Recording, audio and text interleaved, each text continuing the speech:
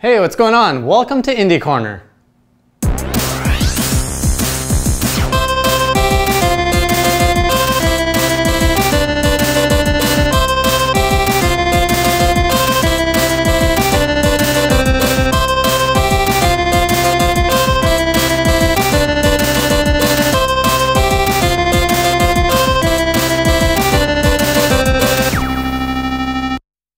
What's going on, guys? Welcome to the Indie Corner September 29th, 2015 episode.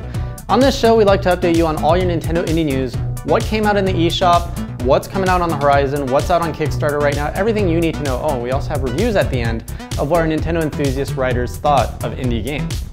Now, before we get started, I have a question for you guys, not indie related. So, as we all know, the Amiibo cards are out. I got my first pack for Animal Crossing, but I'm not that familiar with the characters. So I was hoping you guys could let me know if any of this is good. So I got the shiny one, Sable, and then Benjamin, Bella, Dina, Kabuki, Sheldon. I have no idea what these cards are. You guys let me know. Are these cool? Are these characters you would like? Let me know in the comments below. So let's get right into it now with eShop updates. First up is Extreme Exorcism, which is a paranormal platformer where every move you make comes back to haunt you. Engage in a continuous ghost annihilation fight in 10 areas in a haunted house, each room presenting its own hellish hazard. Next, we saw the release of Nova 111, which is a sci-fi themed turn-based adventure game with a real-time action twist. Explore alien worlds and combat alien creatures in your quest to restore the flow of time. Each move you make will advance all the time around you. Enjoy then brought out their latest, Rockin' Racing Off-Road DX. You will have several modes to play, such as Cup Mode, Time Trial, and Multiplayer, with the option of up to 5 players at a time. Earwalk is a unique game found only on the Wii U thanks to the dual screen and motion control options offered through the gamepad. Set out on a vision quest to foresee future and use the screen in your hands to study a mysterious folklore encyclopedia, decipher hints, and take notes. Over in Europe, we saw the arrival of the Rivers of Alice Extended Edition. This title is a point-and-click adventure in which no text or dialogue is given. You'll have to pay close attention to clues around you and the imagery in order to determine what to do next. Continuing with puzzle types, there was the Quiet Collection also released. The game features 4 mini-adventures through a noisy home, Christmas Eve, family vacation, and Halloween. Each minigame has its own set of puzzles to overcome and goals to achieve. Brave Tank Hero made an appearance on the Wii U after initially releasing on the 3DS. It's up to you and your tank to free the captured city of Paradise City. The game includes 50 missions and several power-ups. Next, in North America, we saw the arrival of Zombie Defense after its European debut. As zombies spring out of the earth, you must employ real-time strategy, tower defense strategies, and tactics to destroy the oncoming waves of zombies. The game will boast 2 game modes and 35 deadly missions. Next up, we have Defense Dome, which is a throwback to classic arcade-style shooters of the 1990s. Target an onslaught of enemy missiles by using the Wii U gamepad as a zoomable, gyroscope-controlled scope, and launch countermeasures to defend your nation.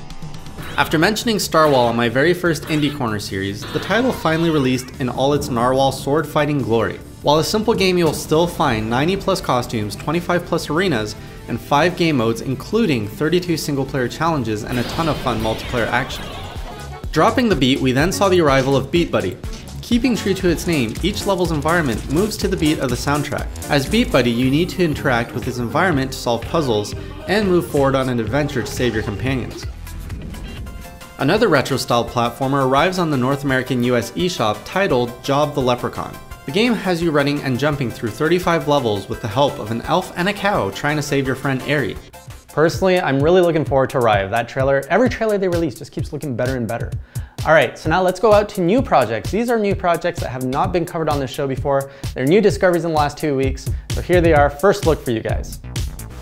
Getting into our project updates, we had 2 tribes release a new trailer for their upcoming Rive. The new trailer shows more environments to explore and new ways to hack into enemies. Yacht Club Game also released their massive update to Shovel Knight titled Plague of Shadows. If you've beaten the original campaign, you can now play the game as Plague Knight using his own custom alchemy gameplay. Lastly, we received news that Atlas had now signed on to publish the indie title Cryomore. The JRPG was originally crowdfunded via Kickstarter nearly 3 years ago and is heading to the Wii U's this coming summer. Another title heading to the Wii U is Dungeon Hearts DX. This strategy and match puzzle game has been completely updated for the Wii U. Aligning the runes on screen will allow you to attack, defend, or cast magic in battles against all sorts of creatures. Each battle will help you level up so that you can take on an evil being simply known as the Dark One. Lastly, the developers behind Little Inferno, Tomorrow Corporation, are back with their second game, Human Resource Machine. In Human Resource Machine, you work to fulfill simple programming operations as a human. Hurry though before the machines arrive to take over your job.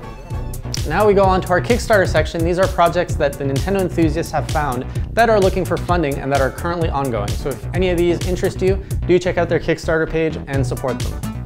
Once again this week, we have a retro-themed game oozing with the feel of the 80s. Mega Magic Wizards of the Neon Age is seeking $20,000 in funding to bring their game to the Wii U. The game lets you customize your spells and summons on your own spell and monster palette. In terms of gameplay, battles will play out in the fashion of action RPGs while adding in challenges often seen in real-time strategy games.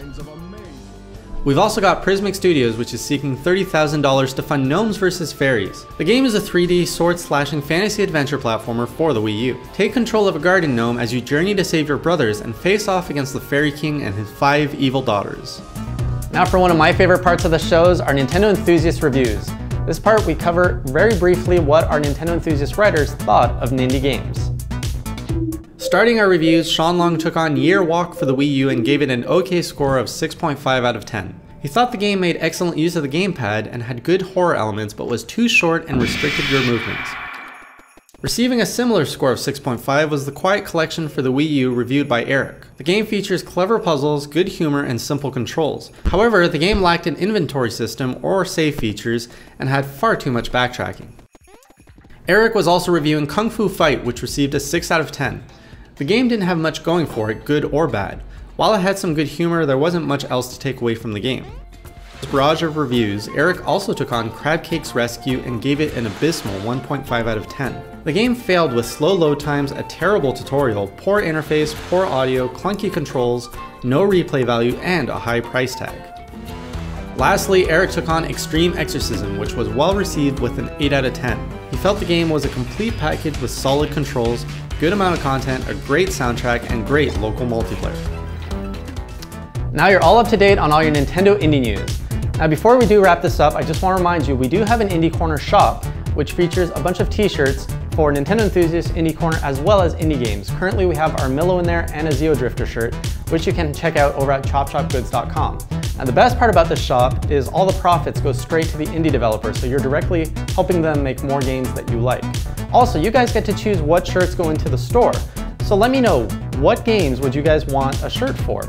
Let me know in the comments below. Now do keep in mind, I've already reached out to WayForward concerning a Shantae shirt and Shovel Knight shirts. Those are no-goes for now. Maybe we can change their minds if we shout loud enough.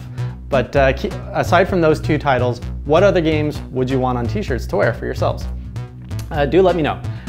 So now if you want any more indie news throughout the week, you can always head over to nintendoenthusiast.com. You can also follow Indie Corner on Twitter at indiecorner_NE. We're also on Facebook, or you can find me at Jason_Lapine. I'm also on Facebook. I don't remember what the URL is for it. All that good stuff's gonna be in the bottom. I'll see you guys next week, and until then, keep on playing indie.